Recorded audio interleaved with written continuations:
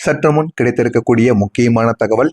இப்பொழுது விஜய் அவர்கள் இந்த ஒரு நாளில் முதலமைச்சராக பதவியேற்கப் போகிறார் என்று அனைவருக்கும் தெரியும். அவர் நேற்றும் அப்படித்தான் கூறினார்கள். ஆனால் இன்றாவது அவர் பதவி ஏற்பாரா இல்லையா என்பதை நாம் கவனமாக காத்திருந்து காணலாம். அது மட்டுமல்லாமல் விஜய் அவர்கள் என்ன நடக்கும், பதவியேற்றால் அடுத்து அவருக்கு என்ன நடக்கும் என்பதுதான் மிகப்பெரிய ஒரு கேள்வியாக அனைவரிடமும் இருந்து கொண்டு இருக்கிறது.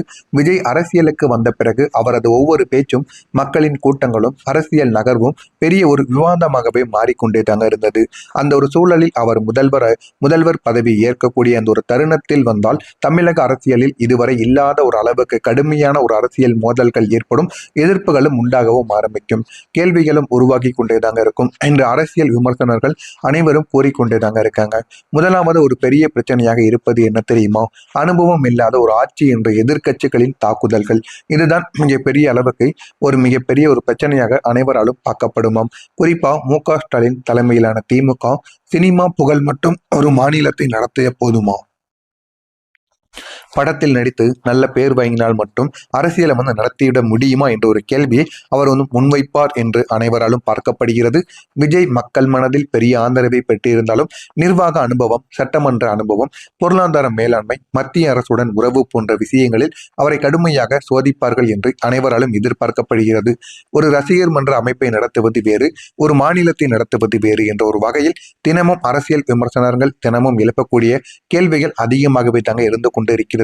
இது முதல் கேள்வியாக இருக்குமாம். இரண்டாவது கேள்வியாக இருப்பது அதிமுகவிலிருந்து வரக்கூடிய தாக்குதல்கள். எடப்பாடி கே பழனிசாமி மற்றும் அதிமுக தலைவர்கள் திமுக எதிர்ப்பு வாக்குகளை விஜய் பிரித்து விட்டார் என்ற ஒரு குற்றச்சாட்டை தொடர்ந்து முன்வைக்கலாம் என்று அனைவராலும் கூறப்படுகிறது. அதிமுக பல வருடங்களாக தங்களை தமிழகத்தின் முக்கிய எதிர்க்கட்சியாக நிலைநிறுத்த முயற்சித்துக் கொண்டிருக்கிறது.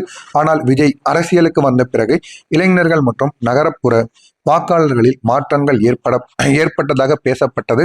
அதே மாதிரி அது மாறியும் விட்டது. அதனால் அதிமுகவை விஜய்க்கு எதிராக தேவையில்லாத குற்றச்சாட்டுகளை எழுப்பலாம் என்றும் அனைவராலும் கூறப்படுகிறது. நாம் காத்திருந்துதான் காண முடியும். மூன்றாவது மிகப்பெரிய ஒரு சவால் பாஜக மற்றும் தேசிய அரசியல்.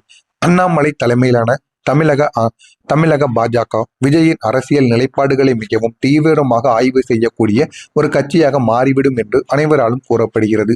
குறிப்பா மத அரசியல், மத்திய அரசியல் திட்டங்கள், நீட்டு, மொழி கொள்கை, மாநில உரிமைகள் போன்ற விஷயங்களில் விஜய் எந்த நிலைப்பாடு எடுக்கிறார் என்பது தேசிய அளவிலும் அனைவராலும் கவனிக்கப்படுமாம்.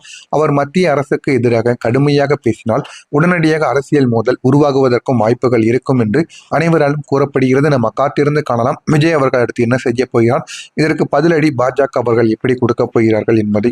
நான்காவது முக்கிய பிரச்சனை, ரசிகர்கள் அரசியலிலிருந்து நிர்வாக அரசியலுக்கு மாறக்கூடிய ஒரு அழுத்தங்கள். விஜயின் மிகப்பெரிய பலம் அவரது ரசிகர்கள். ஆனால் அதே விஷயம்தான் சில நேரங்களில் சவாலாகவும் மாறலாம். மக்கள் இனி திரைப்பட வசனம் வேண்டாம், நேரடி தீர்வு வேண்டும் என்று எதிர்பார்க்க தொடங்குவார்கள்.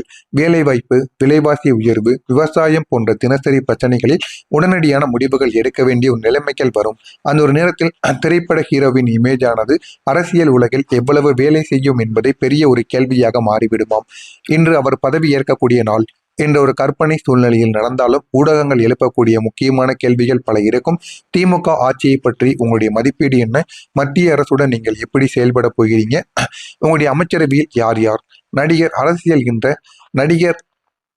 அரசியல் என்ற விமர்சனத்துக்கு உங்களுடைய பதில்கள் என்ன என்பதை ஒவ்வொன்றாக நீங்கள் முன்வைத்துக் கொள்ளுங்கள். இதற்கு உங்களுடைய பதில்கள் என்ன? நீங்கள் என்ன நினைக்கிறீங்க? உங்களுடைய எண்ணங்கள் எப்படி இருக்கும் என்பதை கமெண்ட் வழியாக கூறுங்கள். மறக்காம நம்முடைய அரசியல் சேனலுக்கு ஒரே ஒரு சப்ஸ்கிரைப் மட்டும் செய்து வைத்துக் கொள்ளுங்கள். அப்பொழுதுதான் நம்ம தொடர்ந்து பதிவிடும் வீடியோக்கள் அனைத்தும் தொடர்ந்து உங்களுக்கு நோட்டிபிகேஷனாக வந்து கொண்டே இருக்கும். நன்றி, வணக்கம்.